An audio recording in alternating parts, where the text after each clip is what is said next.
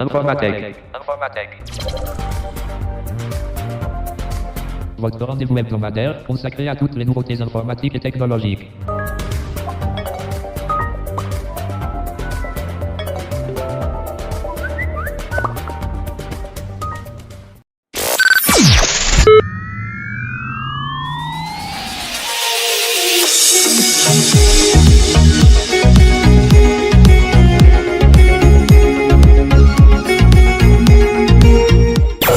اهلا وسهلا بالجميع، صحة شربتكم، ان شاء الله رمضانكم مبروك مرة اخرى. مرحبا بكم في العدد 17 من برنامجكم انفورماتيك. مرحبا بالجميع، توانسة مغاربة جزائرية مسارة. اكيد راكم استنستوا بصوت حاتم، لكن حاتم كما تعرفوا رمضان مازال ياكل، الناس تقريبا تتسحر وحاتم مازال ما خرجش من البريكة. اكيد انفورماتيك تتواصل في شهر رمضان، تنجموا تفرجوا على اولاد مفيدة، لكن هذا كل ما يمنعش انكم تسمعوا نص ساعة اسبوعيا من الاخبار والمعلومات والحلول التقنية، عديد التطبيقات والبرامج اللي تستنى بكم معنا. خليكم اوفياء. عندنا زر اسمه لايك او جيم، قوموا بالضغط عليه ما يعمل شيء، فقط تدعمنا. عندنا زر اسفل شويه مش بعيد عليه برشا اسمه ابوني او الاشتراك بقناتنا. في العدد 17 من انفورماتيك كالعاده محضرين لكم اهم الاخبار وعديد المعلومات والحلول.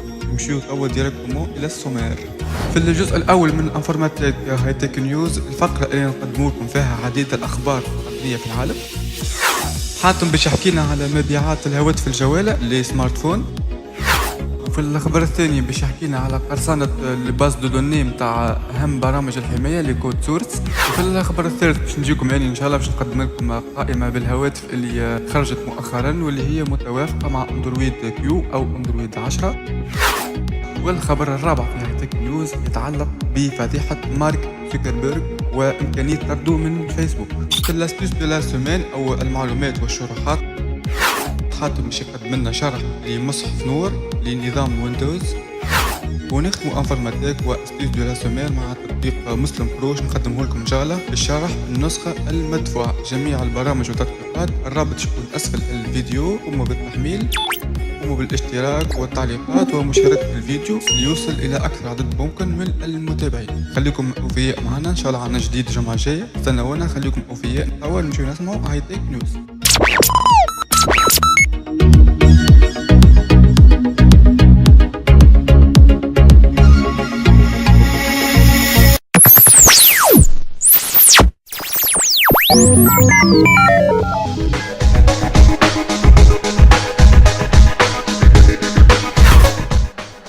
High Tech News.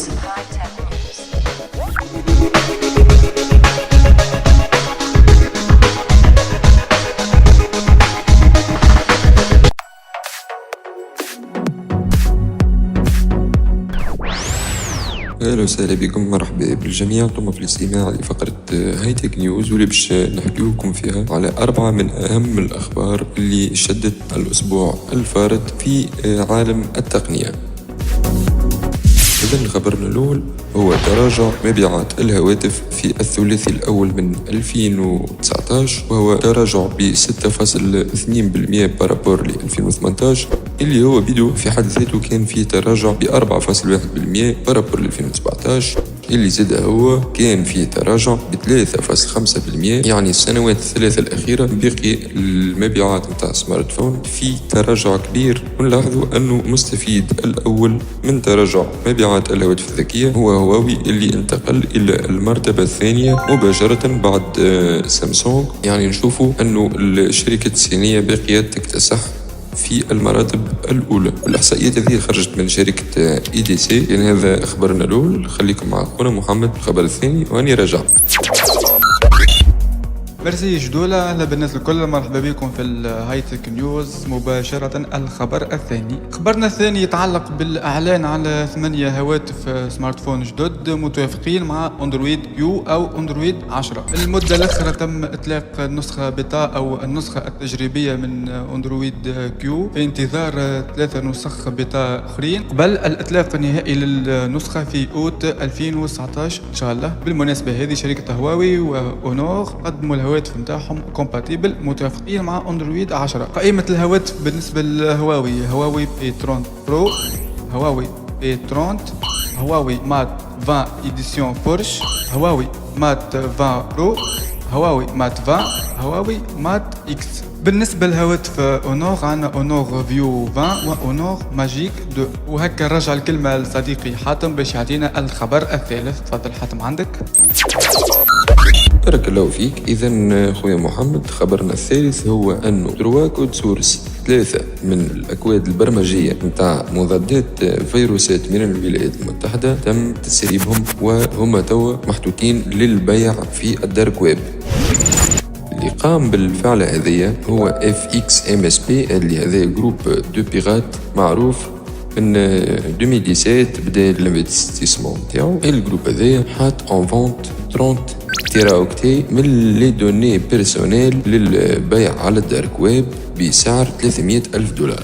هكا فرصة اللي عنده فلوس تنجموا تشريوه. منظم من بعد يجيبوا آلاف المليارات. منظم بالطبيعة نفدك معكم، أما اللي دوني هذوما في 30 تيرا اوكتي شنو باش يكون فيهم؟ ما نجم يكون فيهم كان دي دوني بيرسونيل نتاع لي زيتيليزاتور اللي يستعملوا لي زونتي فيروس هذوما، اللي صار لهم كوليكت دو دوني في الباز نتاع الانتي فيروس اللي عليها هي باش تصير ميزاجور الى اخره الى اخره. وبذلك البيرات هذاك يحصل على 3 كود سورس، يحصل زاد على اللازم معناها اللي انتجري واللي في بارتي في لي باز دوني نتاع لي زونتي فيروس، واللي دوني توا كلهم اون فونت. مرة أخرى شكرا حاتم صديقي الغالي. الخبر الرابع في هاي تك نيوز يتعلق بمارك زوكربيرغ. ما تعرفوا هو المؤسس الأول لفيسبوك. 31 ماي شو يكون موعد حسم، شو يكون موعد مش يتقرر فيه مصير الفيسبوك، بما انه المساهمين في فيسبوك لي زاكسيونير مش يقوموا بجلسة خارقة العادة من خلالها باش يقرروا مصير مارك زوكربيرغ، اما طرده والتخلي عليه واما الابقاء على نفس السلطة اللي كان يتمتع بها رئيس مدير عام. اكيد بكلكم باش تستغربوا كيفاش مؤسس الفيسبوك يمكن طرده، بما انه الفيسبوك شركة انتربريز عندها عدة مساهمين، كل مساهم والا اكسيونير يتمتع بعدد معين من الأسهم بنسبة معينة من الأسهم بالنسبة للشركة اللي يخدم فيها أو هو مساهم فيها. المساهمين في فيسبوك يتقدر الأسهم بتاعهم ب 60% من إجمالي الأسهم الخاصة بشركة فيسبوك. مارك زوكربيرغ ما يتمتع كان ب 40%، بما أنه 60% أكثر من 40%. أكيد إذا كان المساهمين ارتأوا إلى طرده ما ثماش علاش باش يبقى، وهذه أكيد فريضة أنك تدخل معك مساهمين في الشركة متاعك ربما للتطوير، لكن وقت اللي تدور عليك الحكاية تدور عليك المسألة ما عندك حتى حل آخر إلا التخلي والتسليم في مشروع كبير برشا كما فيسبوك. الأسباب باش تقولوا لي شنو الأسباب؟ الأسباب عديدة، لكن أهم سبب هو فضيحة لي دوني بيرسونيل ومشاكل فيسبوك مع لا في بريفي اللي عمرها مفاد. هذا كله كما نقولوا ركباه في راس مارك زوكربيرغ، سيتم التخلي عليه في الأيامات القادمة. نستناو 31 ماي 31 ماي باش نشوفوا القرار كيفاش باش يكون، لكن المهم انه باش يكون ثم فيسبوك قبل مارك زوكربيرغ وفيسبوك من بعد. احنا المستخدمين ما علينا كالانتظار باش نشوفوا باش مش يكون الشونجمون. هكا هي تك نيوز نتاعنا فات. استنونا في استوس دو لا سيمين. تدلل عندنا لكم برامج وتطبيقات هامة برشا بمناسبة شهر رمضان، خليكم اوفياء معنا. لحظات وتبدا استوس دو لا سيمين.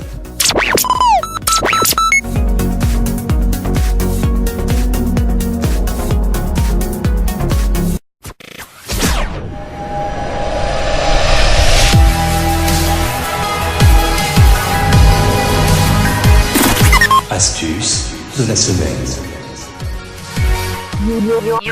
You're on the number one. You're on the number one.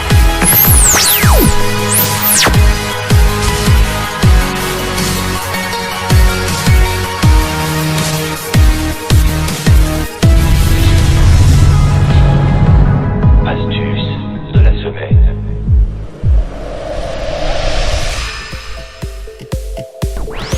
اهلا وسهلا صح شيبتكم، مرحبا بالناس الكل. انتم في الاستماع لفقره استوس دو لا سيمين. باش نبدا معكم انا باستوس صغيره. ربما الاستوس تاع محمد مشابهه للاستوس نتاعي، لكن الفكره المره هذه انه الاستوس نتاعي سا كونسيرن الحواسيب ونظام الويندوز، ولا استوس تاع خويا محمد سا كونسيرن الهواتف الذكيه سبيسيفيكمون سيستم اندرويد.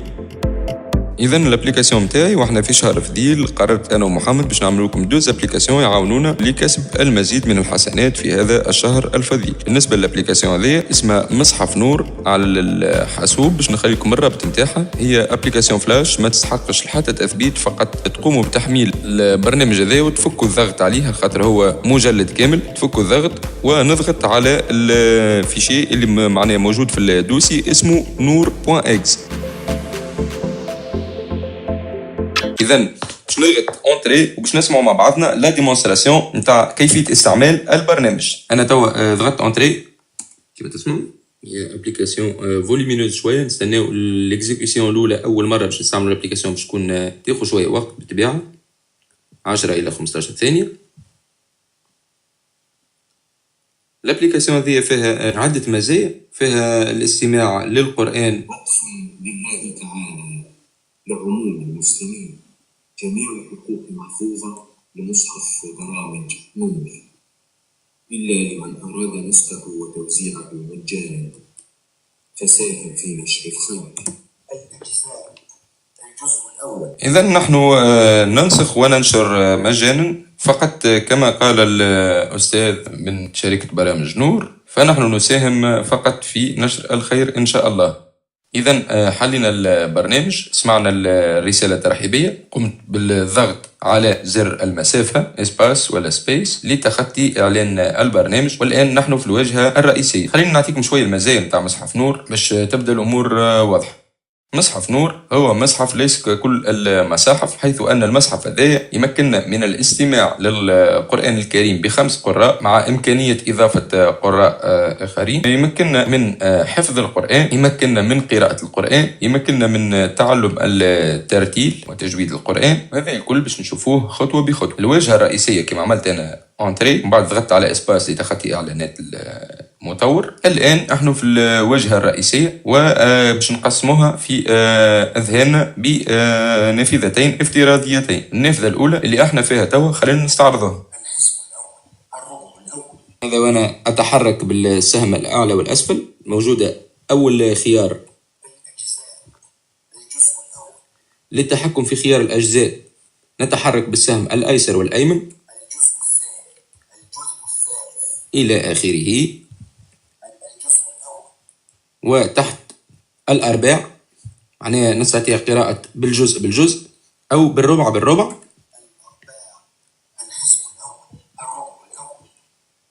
سأتحرك بالسهم الأيسر كالعادة إلى آخره لكي لا أطيل. نتحرك مرة أخرى للأسفل. الصور يعني بإمكاننا قراءة حزب كامل أو ربع فقط أو سورة فقط.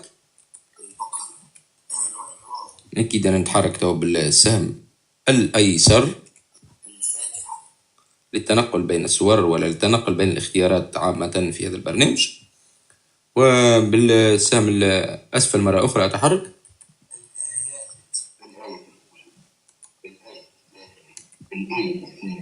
إلى آخره. فاعرف صفحات المصحف.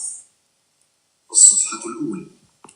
وإلا أيضا يمكننا القراءة بالصفحات، مثلا عندما نريد المتابعة مع مبصر. هذا كان اللي موجود في الواجهة والنافذة الافتراضية الأولى. للذهاب للنافذة الافتراضية الثانية نتحرك بزر التاب. القارئ الشيخ محمود خليل الأسر. البرنامج هذا ما يستحقش القارئ شاشة، خاطر كما تشوفوا يقرأ كل شيء. في القراء باش نتحركوا بالسهم الأعلى والأسفل لاختيار القارئ. القارئ الشيخ سعود الشريم. القارئ الشيخ محمد صديق المنشاوي. القارئ الشيخ عبد الرحمن الحذيفي. القارئ الشيخ محمود علي البنا. احنا اخترنا مثلا سعود الشريم، والآن نضغط على زر الانتر لتنطلق القراءة ونستمع مع بعض. أعوذ بالله من الشيطان الرجيم. بسم الله الرحمن الرحيم. الحمد لله رب العالمين. أعوذ بالله من الشيطان الرجيم. بسم الله الرحمن الرحيم. الحمد لله رب العالمين. هكا هكا توا احنا خلينا حطينا معناها باش يقرا لنا صورة كاملة. لكن لو أردنا القراءة بالآية مثلا نعود إلى النافذة الأولى بالتاب ونتحرك عليهم غير المغضوب عليهم ولا الضالين.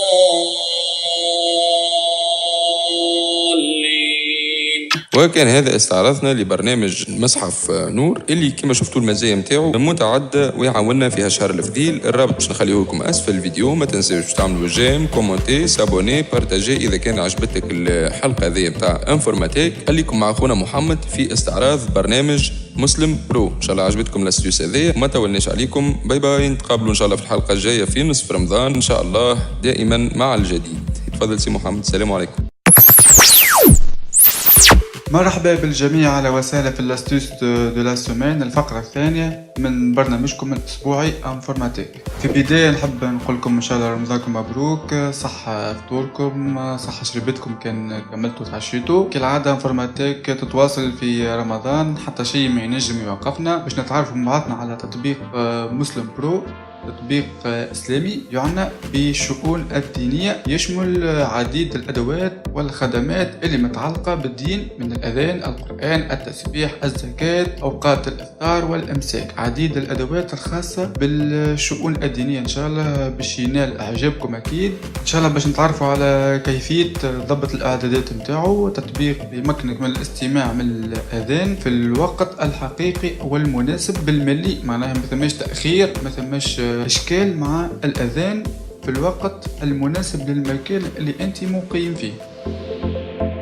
باش نتعرف على هذا الكل إن شاء الله خليكم معنا. رابط تحميل التطبيق مش يكون في الديسكريبسيون أسفل الفيديو. قوموا بالتحميل النسخة المدفوعة بالكامل. بسرعة نقوم بالذهاب إلى التطبيق وفتحه. قمت بحذف الإعدادات لنتعرضوا لعملية التعامل مع التطبيق من A jusqu'à Z من الأول وبالتفاصيل. قوموا بالذهاب إلى تطبيقنا مسلم برو. قوموا بالدخول كالعادة من غير ما نقولكم ضغطتين لفتح التطبيق. Vue multipage, assalamu alaikum, l'application a besoin de connaître votre emplacement pour calculer les horaires de prières exactes. كما سمعتوا رسالة ترحيبية السلام عليكم. التطبيق يحتاج لمعرفة votre localisation actuelle، معناها لمعرفة المكان اللي انت موجود فيه. قوموا بالتحرك. Passer. Non coché, case coché. J'accepte les CGU et la politique de confidentialité de Muslim Pro et que des données sensibles me concernant soient collectées. أول حاجة نقوم بتفعيل الخيار الموافق على شروط الاستخدام لي كونديسيون ديوتيليزاسيون. نرجعوا Non coché, case coché. تعرضنا نو كوشي. قوموا بالضغط باش تولي كوشي أو مفعلة. Coché. ثم نقوم بالتحرك. J'accepte les CGU et la politique de confidentialité de Muslim Pro et que des données sensibles me concernant soient collectées. قوموا بالضغط على جاكسبت أو موافقة في مرة أولى. ثم نواصل التحرك. نلقاو خيار آخر خاص بالجيو لوكاليزاسيون. Géolocalisation, bouton. هذا هو الخيار هذايا مش يمكننا من تصحيح المكان والتعرف الأوتوماتيكي على المكان متاعنا عن طريق الجي بي اس. قمنا بالضغط. Vue multipage, choisir les notifications pour chaque prière. Vous pouvez choisir différentes voies et options pour les add-ons plus tard depuis le menu paramètres. التطبيق تعرف على المكان متاعنا. انتقل بنا إلى النافذة الخاصة بالإعدادات أو الإشعارات لي نوتيفيكاسيون بور لي بريير الخاصة بالأذان. بدنا نتحركوا لنا. Sub, Fajr, activé, bouton. صبح الفجر اكتيفي، معناها الأذان يمكن سماعه عند الفجر. كم نتحركوا. D'or désactivé, bouton. الظهر ديزاكتيفي أو غير مفعل. قوموا بالضغط لنستمع إلى أذان الظهر في وقته. اكتيفي دوبل كليك فقط ضغطتين. كمل. ASR désactivé. العصر ديزاكتيفي ضغطتين ليصبح اكتيفي. Maghreb activé, bouton. المغرب اكتيفي اكيد بما ان في رمضان المغرب لازم نستمعوا الى اذان المغرب في الوقت نتاعو. ICH activé. هكا الخمسة صلوات تم تفعيلهم، معناها الاستماع الى الاذان عند الخمسة صلوات. Autoriser les notifications, bouton. اوتوريزي لي نوتيفيكاسيون، معناها تمكين الاشعارات لتظهر لنا الاشعارات ولنستمع الى الاذان فقط. اوتوريزي لي نوتيفيكاسيون. قمنا بالضغط. 10 mai, 5 Ramadan 1440. هذا هو في مرحلة أولى الإعدادات للتطبيق انتهت، لكن هو تطبيق سهل وبسيط مش معقد ومتوافق مع التولك باك. نقوم بالتحرك لنلقاو بارامتر أو إعدادات. بارامتر نقوم لنا بالدخول. Revenir en haut de la page, bouton. نبداو نتحركوا. Paramètres. S'inscrire ou se connecter dans la liste. هذا الكل ما يهمناش. اورير دي بريير، قوموا لنا بالضغط. اورير دي بريير معناها توقيت الصلوات. نبداو نتحركوا اذا في النافذه هذه اللي دخلنا لها لنلقاو لوكاليزاسيون باش نثبتوا من المكان او تصحيحه اذا كان خاطئ. نتحركوا نمشيو لوكاليتي. هذا هو مكنين تونيزي كما قلت، تعرف آليا عن المكان بتاعنا عن طريق الجي بي اس. فقط اذا كان ثم تعطيل او بعض التأخير فيما يتعلق بالاذان نقوم بالضغط على ريجلاج اوتوماتيك او ضبط آلي. Réglage automatique, non, bouton désactivé. اللي تكون مباشرة بعد لوكاليتي. Localité, Moknil, Tunisie. تحركوا مرة من اليسار إلى اليمين. Réglage automatique, non, bouton désactivé. ريجلاج اوتوماتيك او ضبط آلي للتصحيح الآلي للتوقيت الأذان. هذه ديجا ديزاكتيفي غير مفعلة لأنه لوكاليتي ديجا فيريفي، معناها المكان بتاعنا ديجا مصحح. نرجع إلى الشاشة الرئيسية أو النافذة الأولى من التطبيق باش نتعرفوا على الأدوات الأخرى وطريقة تغيير صوت الأذان. نقوم إذا بالتحرك في التطبيق بتاعنا البالياج من اليسار لليمين لنلقاو بوفوار. 20h42, sans libellé, bouton. Maintenant. Moknil. Sans libellé. Silence. Voir. Pouvoir. قوموا لنا بالدخول.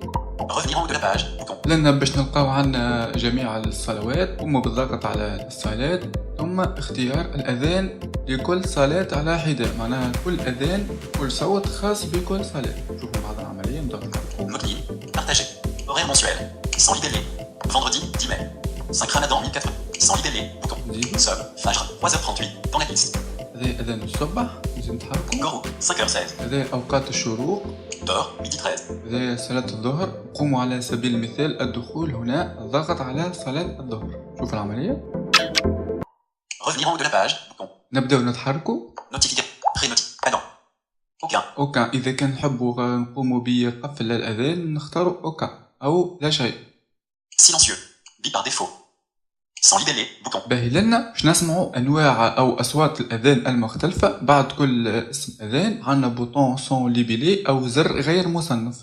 البوطون سون ليبيلي او الزر الغير مصنف اللي بالكبار ما نعرفش عليه يمكننا من تجربه الاذان وايقافه، معناها نسمع الاذان ثم نعاودوا نقوم بايقافه بالسون ليبيلي. لاختيار الاذان قوموا فقط بالضغط على اسم الاذان. اش نشوف العمليه مثلا اذان المدينه، عندنا سون ليبيلي بعده. Sans libellé, bouton. قم بالضغط على سون ليبيلي كما تسمع. قم بالإيقاف سون ليبيلي زادا. مرة أخرى نتحركوا. Adon Fajr, Madina. أذان الفجر المدينة، أذان آخر. Sans libellé, bouton. سون ليبيلي ما كنا من تجربة الأذان، نختاروا سون ليبيلي هذه. نقوم بإيقافه أيضا عن طريق السون ليبيلي. ذي ما عنديش فكرة. Sans libellé, Adam, Madina 1952. المدينة 1952 بالتجربة بتاعها. Sans libellé, bouton. التطبيق يحتوي على عديد الأصوات، لكم الحرية في الاختيار فقط. Adam, Nasser Al-Khatami. تجربة الأذان عن طريق سون ليبيلي. Sans libellé, bouton.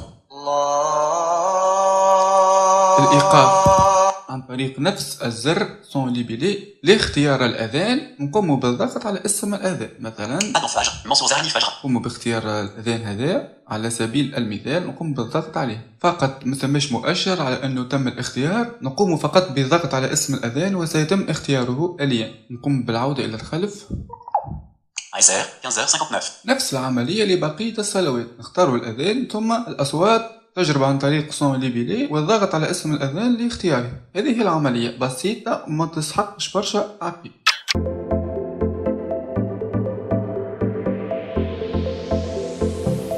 نرجع إلى الشاشة الرئيسية كالعادة للتطبيق متاعنا. نبدأ نتحركوا باش نكتشفوا توا أوقات الإفطار والإمساك. Laurent, nous, sans libellé. نزيدو. Découvrez cette Ramadan Moubarak. Ramadan Moubarak. En affichez plus. مشيو. Partagez. نزيدو. Horaire du jeûne aujourd'hui. Horaire du jeûne aujourd'hui أوقات الصوم. Insa, Sub, Fajr, 3h38, Iftar, 19h10. هذا هو أوقات الإفطار والإمساك. بطبيعة نجم تقوموا بتغيير لغة التطبيق من الإعدادات ثم لونغ أو اللغة، وعندنا عديد الأدوات تطبيق الحقيقة فيه جميع ما تحتاجه في شهر رمضان المعظم. Rang dans la grille. عندنا قرآن، Qibla. القبلة، عندنا Autre. أوتر أو آخر نقوم بالضغط لنا نشوفوا جميع الأدوات. عندنا مثلا Dua. دعاء، عندنا Shahada. شهادة، Zaka. الزكاة ومعلوم الزكاة. 99 noms. هذه أسماء الله الحسنى. Tasbih. تسبيح. وعندنا أماكن الحلال في الدول الغير مسلمة مثلا Lieu halal. ليو حلال، Mosquée. أماكن الجوامع موسكي. Hajj et Umrah. هذه الحج والعمرة. Calendrier musulman. وهذه كالندري مسلمون الروزنامة الهجرية. الحقيقة تطبيق متكامل وشامل يحتوي على عديد الأدوات متوافق تماما مع التولك باك. الرابط للتحميل في الديسكريبسيون في الوصف أسفل الفيديو. إن شاء الله عجبكم التطبيق متاعنا، قوموا بالتحميل وتمتعوا بجميع الخصائص والخدمات اللي مكنا منها التطبيق. وبالطريقة هذه تكون أستيس دو لا سومين كملت الجمعة هذه، وبرنامجنا انفورماتيك وصلنا للنهاية. إذا استنونا الجمعة الجاية الأسبوع القادم. إن شاء الله رمضانكم مبروك مرة أخرى. ما تنساوش تدعمونا بالضغط على زر لايك، جيم، كومنتي، بارتاجي والاشتراك بقناتنا باش يوصلكم جديدنا وبرامجنا الحصرية. حاتم محمد يتمنى لكم رمضان مبروك والسلام.